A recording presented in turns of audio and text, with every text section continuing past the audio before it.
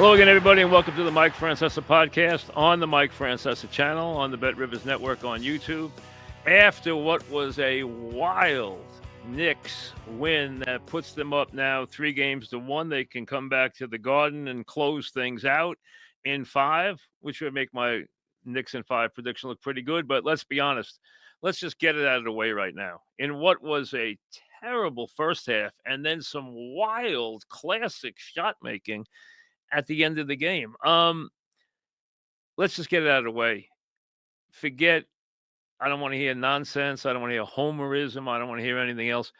Hardaway got fouled. Okay, the Knicks got a gift, an absolute gift. If that had been a Knick getting hit there, it would have been 2 days of craziness, okay? It'll be a day of craziness in Detroit, and then the league will apologize to the Pistons, but it's not going to do them any good in a series that now could be not a 2-2 if Hardaway had gone to the line and made the free throws. You don't know if he would. He might have made 1. He might have made 2. Who knows what would have happened?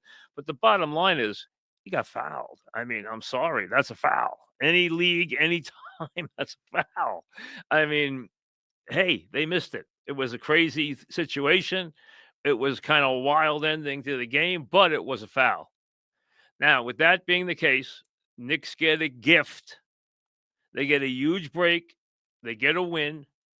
Luckily, Brunson's okay. Brunson and Towns down the stretch were unbelievable. Overcame bad game by Anobi. Overcame bad game by Bridges. Although Bridges did, as they started the comeback, Bridges did hit 2 huge threes that helped cut that 11-point deficit before Brunson and Towns went into their hero acts, okay? Brunson was great down the stretch. Best he's played in a long time. That stretch of what he did in this game was sensational, both his passing and his shot making. And then Towns was unreal. I mean, he makes the 3 that cuts the lead to 88-87. He makes the fall away 2 with a minute and a half left that cuts the lead to 93-91. Then he comes right back and makes the bomb 3 to put the Knicks up 94-93. I mean, what an 8 points for him at the end of the game. Just incredible shot making. Those 2 guys were just amazing down the stretch. They were the offense, although, like I said, Bridges did hit 2 big threes. And the Knicks get out of town with what will be a very, very controversial 94-93 Knick victory, because you're going to hear plenty out of the Pistons, and they have reason to gripe. I mean, it was a tough game to officiate. All these games are tough games to officiate, but that was a foul. I mean, that's not even a questionable foul. That's 100%. Any league, any time, that's a foul. That's all there is to it. So, hey, it is what it is. Luckily, Brunson came back. I don't know if they just taped him or gave him a shot. Whatever they did, I don't think he was that badly hurt anyway. He couldn't have been. It looked like he was badly hurt, and then he came back 2 minutes later. Even with the tape job and the shot, he had to be okay. So, he wound up with 32. Towns wound up with 27. Bridges was 3 for 12, but he was 1 for 10 when he made those 2 threes. I give him credit for that. He had a bad game.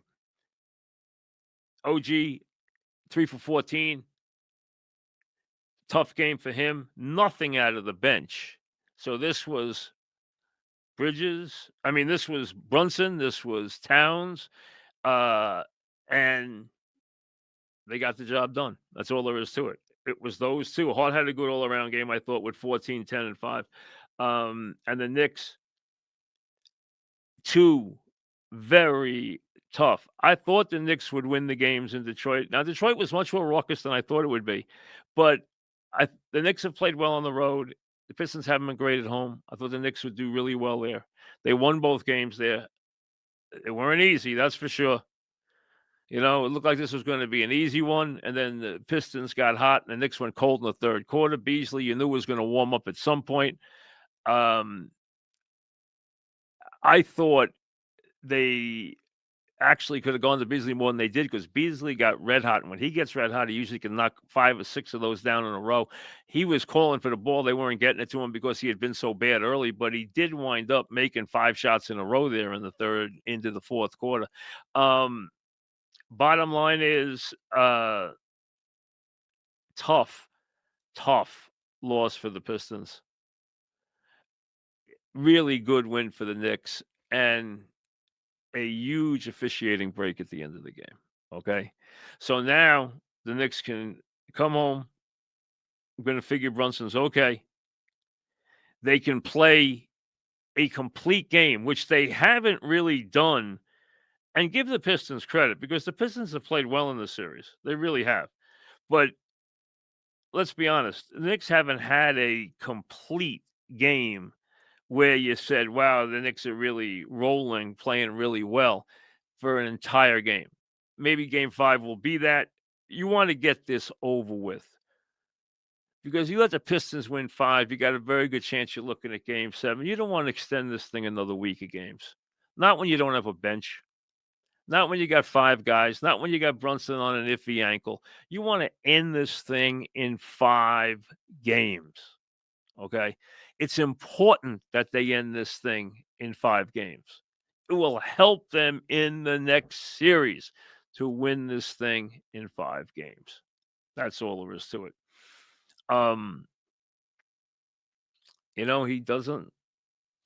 He's not, other than playing Robinson a couple of minutes. And Robinson's not giving them anything on the offensive end. They are going to play their guys, and they're going to live and die with it. And this was a big example of that today. It really was. 43 minutes for Bridges, 42 minutes for Hart, 40 minutes for Towns. Brunson only played 38, but he would have played over 40 had he not gotten hurt. 40 for 39 and change for OG. They are going to see a lot of minutes, and especially in the fourth quarter. The bench got outscored 22-5. All right, and that's with Beasley and Schroeder not having great games. Still got outscored 22-5. Not having Stewart has hurt them. Hey, there's just nothing you can do about it. But they get 5 points off the bench. They don't get a lot of minutes off the bench. And, Achua hasn't played. Robinson, can't go to foul line and miss 4 free throws. If you're going to get fouled, you got to make some free throws. McBride comes in and goes 1 for 5. Not going to cut it. They really, it's like an Iron Man contest now. That's why this thing needs to go 5 games, because that's who they are. Can they win a championship doing that? No. Can they somehow win the next series? They could. Let's wait until we get to that series before we size it up. Let's see who's healthy, who's not, who's where, who's what. But Knicks need to win this in 5. Get rid of this team. These are physical games. You don't want this going 7 games, okay? You don't want to go back to Detroit again. You did your job in Detroit. You won 2 games. Win the game 5 and get some rest. Win the game 5 and get a couple of days off and get ready for the next series. You don't want to log 7 games in this series. And you count your blessings, because as you're going to hear about, let's be honest, you're going to hear about it for the next day. Hardaway got fouled. There's just no way around it. All right. I want to get to the draft. Now, the baseball, there's nothing exciting. When the Mets are playing the Nationals, I'm not very enthused anyway, but the Mets up 7-6 right now, so we'll see, because the Nationals just put up a 5 spot in the 7th inning, so it's 7-6. Yankees bombing. Once they started walking the ballpark, Yankees put up the 6th spot. That was the end of that. Yankees playing a double dip today. They're going to win the first game in a laugher. Fried's going to win again. So, the Yankees have won every start that he's had. He's been everything that you could have expected and more. So that's good for that. Now, let's get to the draft. Let's do the Jets first. I wanted the tight ends. I understand why they went and took the tackle. I have no problem with it. They got bookend tackles now who are young, who can sit there for a lot of years. Membo on the right tackle, the Penn State kid, the left tackle. All right, fine. He's a plug-in starter from day one. They get this Taylor from LSU, who everyone likes. I admit I haven't seen a lot of him. I know he's got good hands. I know that they always went to him for the clutch catch. All right, so I hear good things. I haven't seen a lot of him. So be it. They get the corner on the third round, fine. I know a lot of people feel they really reached on the fourth round taking Smith. He's fast. I know he doesn't have great hands. We'll see what they develop him into. And then they take some defensive guys. They take a safety, they take a linebacker, they take an edge rusher. This is nuts and bolts, but that's who the Jets are now. The Jets are going to be very much a no frills, nuts and bolts team. That's what they're going to try and be. They're going to try and be physical. They're going to try and be physical offensively and defensively. They're going to run the football. They are going to be a very much a nuts and bolts team under Glenn. I don't think there's any question about it. Glenn wants to be a disciplinarian. He wants to be a no mistakes, tough, physical kind of game. If they wanted to be explosive, they would have re-signed or they would have stayed with Rodgers. They didn't. They didn't want to do that. They wanted to go in a different direction. They didn't want a deeper quarterback. I understand. So, is the draft overwhelming? No. Is it solid? Yeah, I think it's fine. I don't think it's great. I don't think it's going to, wow you. It's nuts and bolts. I can understand. I don't have a problem with Membo. I don't have a problem with Taylor.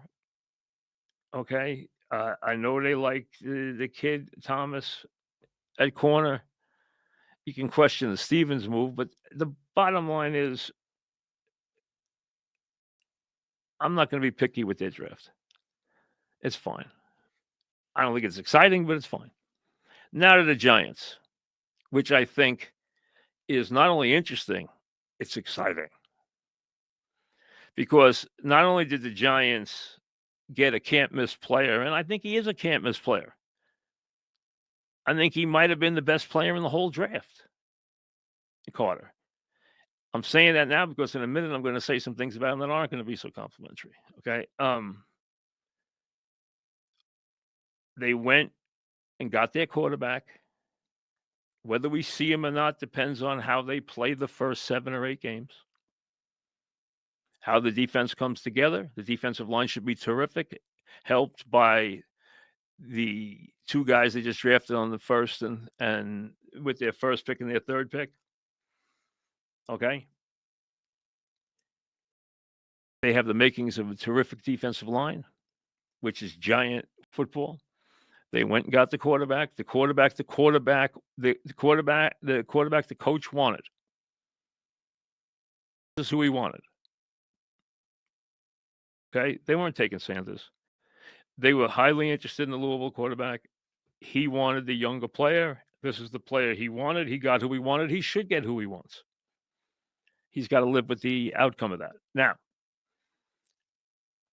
I will get to him in a minute, but I love the fact I told you before the draft that I loved the Penn State tight end and I loved Skattebo. Never did I think Skattebo would come to the Giants, and I'll get to him in a minute. First to Carter. I thought this was a joke when I first heard it. I think it not only is brazen, obnoxious, and one of the dumbest things I've ever heard a highly prized recruit do. How would you ever have the gall, unless he was kidding around, and I gather he wasn't from what I can factor into this, and asking LT to let him wear 56? Who does he think he is? I can tell you this right now.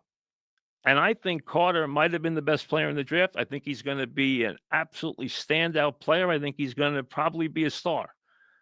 A star. A really good pass rusher. I can tell you this right now. He's not going to be Lawrence Taylor. I was thrilled that Lawrence Taylor told him to take a walk, because what worried me is if they broached Lawrence Taylor with this from a standpoint of he could make money, that worries me because LT's always got an eye towards the buck. So that would worry me. He told him the right thing. Go make your own name. Go wear 00. Okay, fine. How dare this player, how dare he even consider himself in the same breath to come in here with that kind of attitude that you think you are going to wear the number, they are going to take the most famed number in their franchise's history. Okay? Lawrence Taylor, in my estimation, is the greatest defensive player in the history of the National Football League. He changed the game completely. Carter, on his best, listen, he might be Von Miller. He might be Parsons. I could tell you right now, he's never going to be Lawrence Taylor. For those of you out there who got the chance to see him, or at least have paid attention to who he was, understand this. Lawrence Taylor is, without question, one of the handful of greatest players who ever played in the National Football League. Don't wear his. How could anybody think that they have a right to wear his number? This is a guy, he won MVP as a defensive player. Do you know how many guys have done that in the history of the league? 2. Alan Page and LT. Every year of the real part of LT's career, before the last couple of years when there was a fall off, the first decade, he was all pro. Not Pro Bowl, he was all pro every year. Everything is numbers now, right? If you want to look at a player's number at outside linebacker to see if he's worthy of being a Hall of Famer, the number that you use is 102. Okay? There's a number for every position, just like there is in baseball. Everything now is a number. Do you know what LT's number was? 102 is a Hall of Fame level number in terms of performance. Do you know what LT's number was? 222.5. LT was Defensive Player of the Year, I believe, 4 times. He was MVP. He was Rookie of the Year and Defensive Player of the Year in his first year. He was Defensive Player of the Year, I believe, 4 years. He was first team All-Pro, I believe, 9 of the first 10 years. And one of those years, he slipped the second team when he had some issues in his first 10 years. I think he was 9 first teams and 1 second team All-Pro in his first 10 years. Plus, he revolutionized the sport. You ever hear The Blind Side? Where do you think it came from?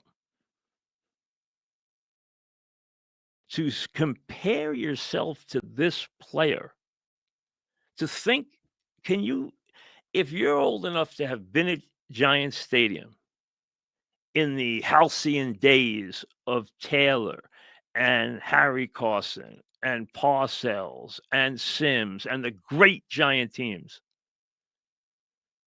can you fathom seeing a 56 with the name Carter on it? Why don't the Giants just take their their legacy and just burn it. And how is this player kidding? Or is this if it was a joke, please tell me it was a joke. If it was serious, how would you dare have the be brazen enough to think that you can wear that uniform? And foolish enough, why would you want to step in and be compared to a guy who might be the greatest defensive player ever lived? You want to put that kind of pressure on yourself your first year in the league? You want to be that kind of target? 56.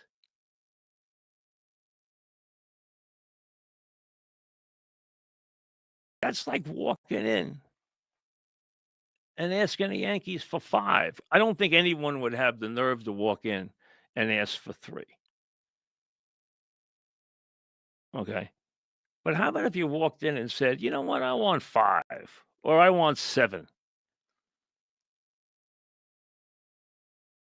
Go to the Bulls. Ask him if you wear Jordan's uniform. I mean, give me a are you serious? Lawrence Taylor's uniform? Thank God the Giants didn't see this as some marketing coup or some way to make money.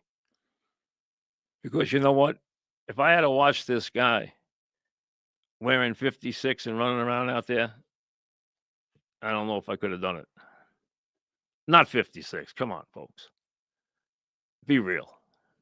Now, enough of the nonsense. Now to more important matters. I cannot believe that the Giants got Skattebo. I love this guy.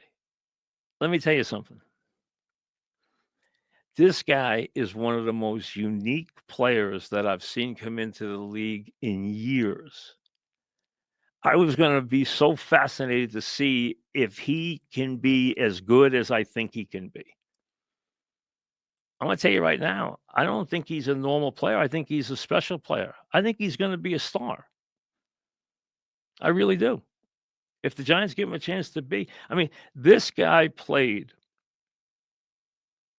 in the Peach Bowl in the playoff game against Texas. Not only one of the best games, one of the most heroic games I've ever seen a college player play. His performance. Now, listen, if you remember the game, Texas, which had incredible talent. Look how many Texas guys got drafted. And other than this side of Ohio State, which was, we know, the bought team of all time last year, nobody had Ohio State's talents, but Texas had great talent.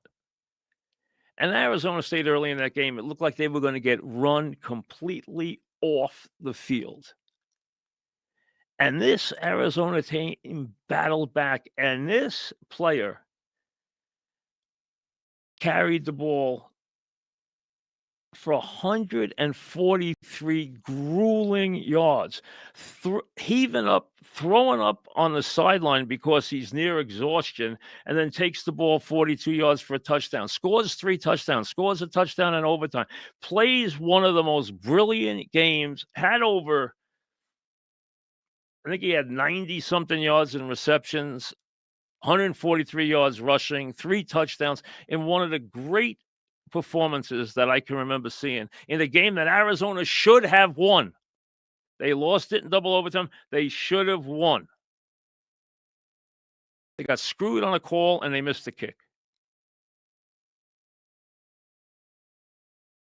This guy is he's just got it.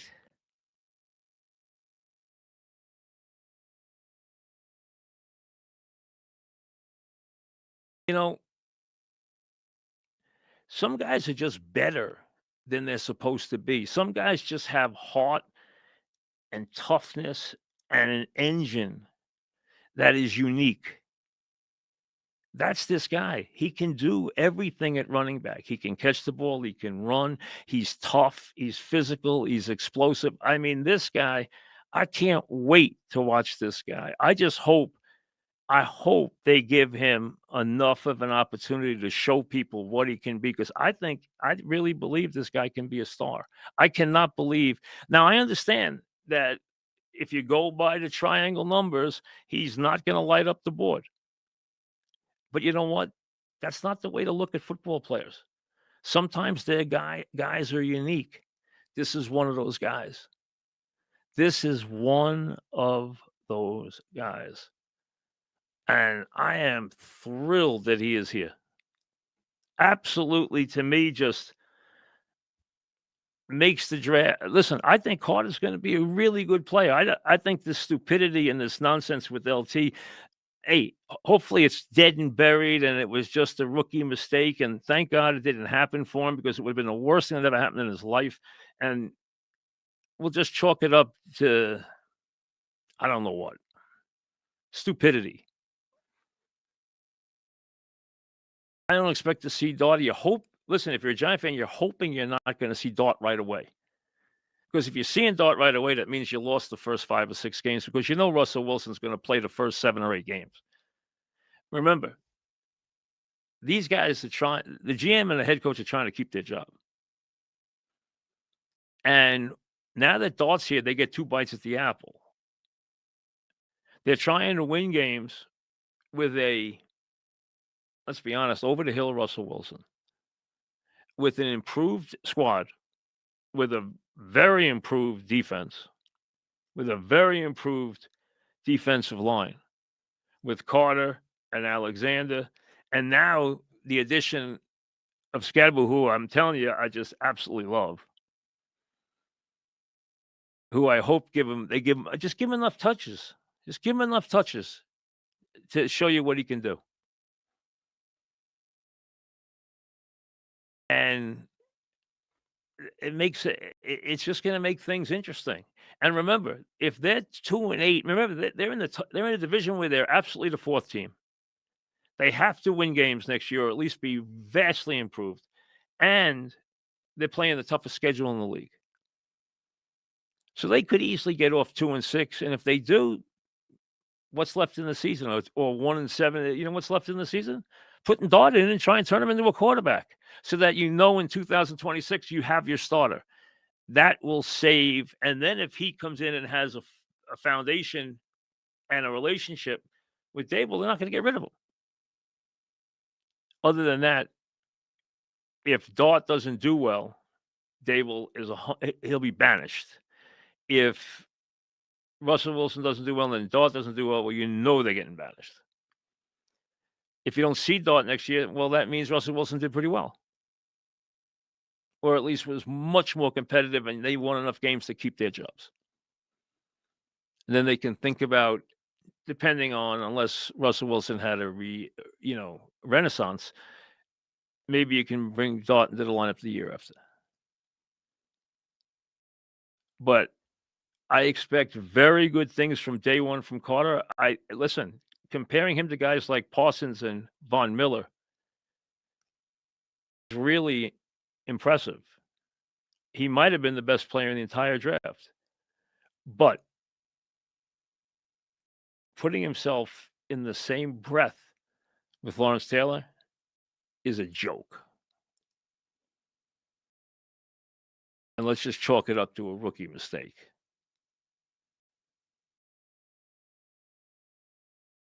But the Giants have at least now some optimism, some things to build with, a reason why you can get interested in this season. And hopefully they don't just lay an egg early on and then you're just looking for, who's the next coach? Especially if Dart comes out and doesn't do what he's supposed to do. Now, an ending, and we'll be with you Tuesday after the Knicks game. Hopefully we'll wrap up the series. this whole draft, first of all, the NFL, what's next? The Rockettes? I mean, I understand whoever decided to move this draft around hit a home run. I hope he got a promotion because that took the draft to another level. It had gotten stale at Radio City. Now moving it around and having it in these cities and bringing it to these places that usually don't have these kind of events, and then having 150,000 people out there, it turns it into an even a bigger event than it is. And let's be honest, the NFL has taken a non-event and turned it into an enormous event. Not that it's a non-event for the league. Hey, drafts are important to the league. It's how you get your players. It's your lifeblood. But they've turned it into a huge TV production. But now the NFL, that's not enough for them. They now have to brand everything. They now have to send you messages the entire time. I mean, the bicycles, what's going on around the whole commotion of the place, going all over the world to make the picks of people no one ever heard of. They can't even pronounce the names. I mean, it's a three-ring circus. And then on top of that, this year you had the Sanders thing. And let's be honest, nobody came out looking real good around the Sanders thing. Whether you were a conspiracy theorist, oh, the league is a racist bunch of just monsters who, you think that's why he didn't get drafted, because he was black? I mean, come on now.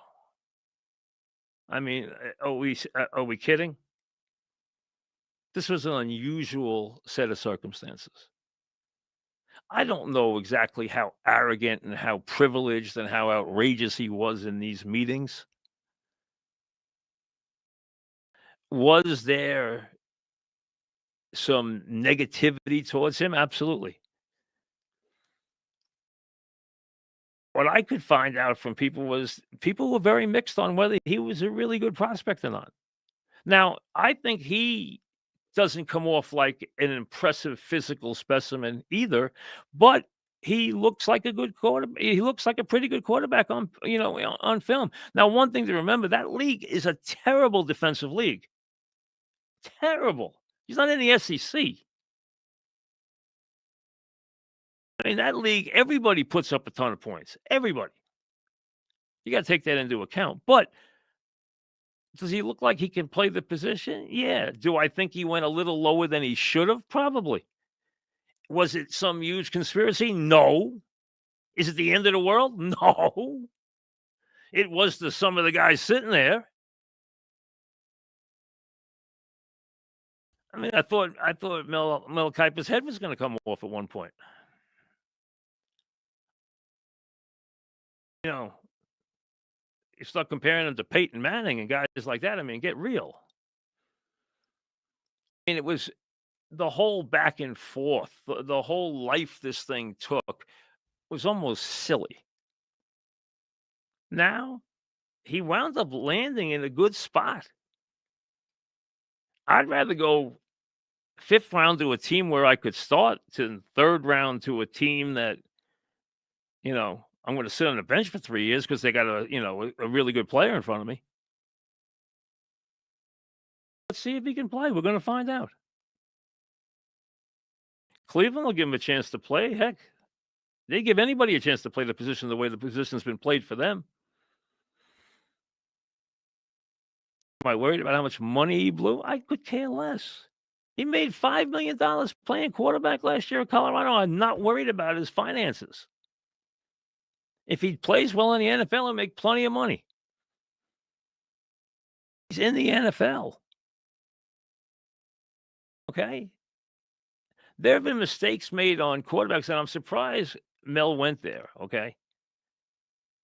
Because there's been mistakes made on quarterbacks and on every player, but especially quarterbacks. Mike Holmgren told me many years ago, we do a worse job scouting the quarterback position than anything else. The reason being, everybody has a different opinion about what they want in a quarterback. Also, how a quarterback fits the tools where he's going to in terms of style, offense, personnel, and everything else. Plus, it's a position where head and heart are so much more, and worth ethic are so much more important.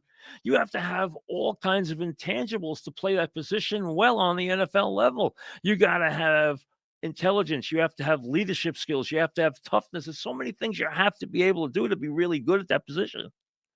It's not just physical.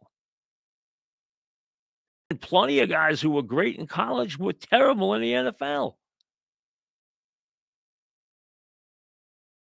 And yes, they've been wrong about a million guys. We know that. You can go and talk about the, Achilles Smiths of the world, the David Klinglers of the world, the Marcus Russells of the world. I mean, we can go on here for a half hour and give you the names of the guys who were busts, who were taken in the top 10. We know that. And the guys who were taken late. I mean, Johnny Unitas was cut. You know where Tom Brady was drafted. We know why Joe Montana was drafted where he was. And he had a brilliant college career. There are reasons why these things happen. They're the law of the league. One size doesn't fit all. We know that. But here you had a flashy black athlete whose father is an outspoken, controversial, legendary figure. His dad's one of the great players ever. And at times, Deion was one of the biggest jerks ever. He did a lot of jerky things. He also was an absolutely stunning, brilliant football player. One of the great players ever.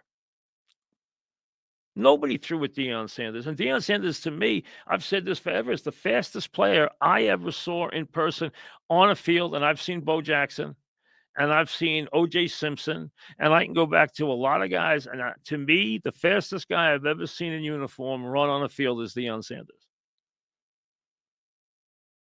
A brilliant athlete, one of the best we've ever seen. Thought he was a little overrated as a baseball player. That's just me. And he did some jerky things there too, because you can go back to the days of him with Carlton Fisk in the batter's box and the whole thing. So, hey, why bother? The bottom line is it was just almost like a perfect storm. But forget the kid. I didn't think the kid acted that badly. I feel bad that somebody tried to, make him look bad on the telephone and got the inside number. I hope it wasn't the coach's son, like the rumor is, because I don't want to see the coach get embarrassed that way, or the family. And if it is, it's just a teenage kid making a mistake, I'm sure. So, hey, we'll live with that too. The bottom line is the infighting that went on. The league is, all of a sudden is, a bunch of racist conspiracy. Come on now. This league, one thing you can know, I've been around this league my whole life. And I can tell you this, I've been around enough owners, I've been around a million coaches, and I can tell you this, they would knock over their grandmother to win a game. They would draft Attila the Hun to win a game. If you think that they wouldn't look for any edge they could get in a player, and they would be involved in, you think Mike Tomlin's involved in that? I mean, how insulting does it get? So they don't like the players. So what? Well, they don't want to deal with all the nonsense. So what? And now we're dredging up what Eli Manning and Archie pulled. Archie did pull it. He power played it. He did. He did. We can even say power played it a little bit the year before. Peyton didn't come out because he didn't like where he was going to be drafted.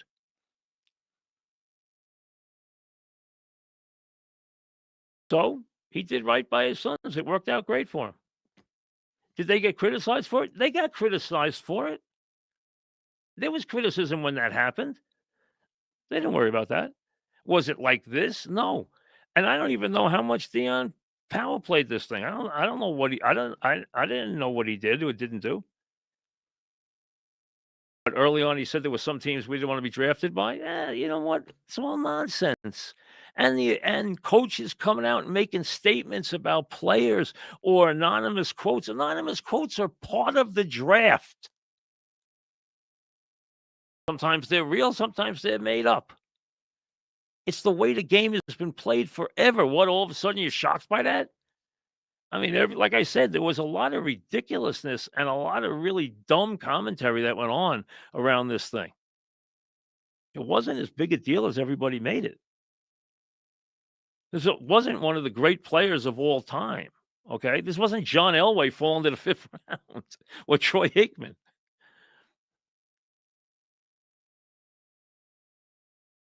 I mean, it was just a little much. We'll see if he can play, but he's no lock. Cam Ward's not a lock in this draft, and he got taken first. Plenty of times we've seen guys taken at the top of the draft and not be any good at all when it comes to quarterbacks. We know that. Then Mel's knocking the league for saying that, hey, everybody gets quarterbacks wrong. Mel's gotten a million quarterbacks wrong. The league's gotten a million quarterbacks wrong. That's what happens with quarterbacks. Not a perfect science, because you don't know how the guy's going to develop. You don't know how he's going to fit in with the team he goes to. You don't know how he's going to fit in with the coaching staff and the playbook and everything else. And you don't know how he's going to grow up as a leader and whether he's going to put in the time and become the leader and have the heart and have the toughness and improve himself the way Tom Brady did. Doctor who examined Tom Brady said Tom Brady, who did the examinations for the draft, is a friend of mine. He told me Tom Brady was the worst looking quarterback prospect he had ever seen physically. Tom did something about that. When he got to the Pats, they told him, you know what? You got to get in the weight room. You got to start training. You got to live better. You got to eat better. You got to do this. And he went up there and he threw 9 million passes. And was up there, in the practice facility by himself in the middle of the day, in the middle of the night, throwing the ball. Because he wanted to be great. Wanting to be great is a big part of it. And sometimes you don't know inside which guy wants to be great and which guy's satisfied. So there are a lot of intangibles here with this. There always are. We know that. Especially with quarterbacks. It's been that way since, Arapar Segan, who I worked with for years, used to tell me, he said, you know what? Every year we'd recruit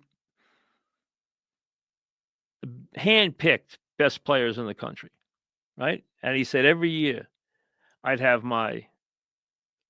divide my class into thirds.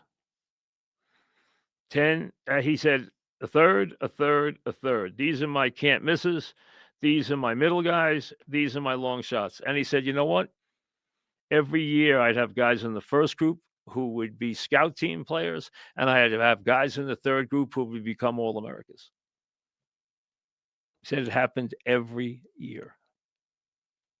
You don't know how players are going to develop from high school to college, from college to the NFL. Yeah, a can't-miss player. A guy who comes out who's a great receiver and has great tools, or a guy comes out and looks like Lawrence Taylor. I mean, those guys can't miss. But they're few and far between. And they're not often quarterbacks.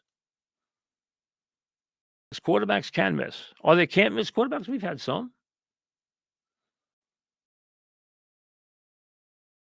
We've had some.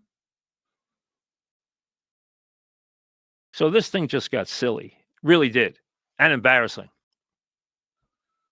And then back and forth and this and that. And hey, let the kid go to Cleveland. Go about his business.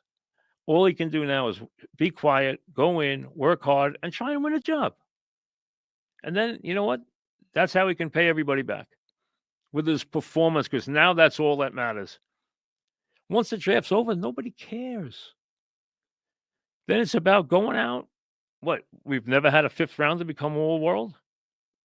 We've never had a 6th round to become an All-Pro. We've never had a 7th round to become a Hall of Famer. Sure we have.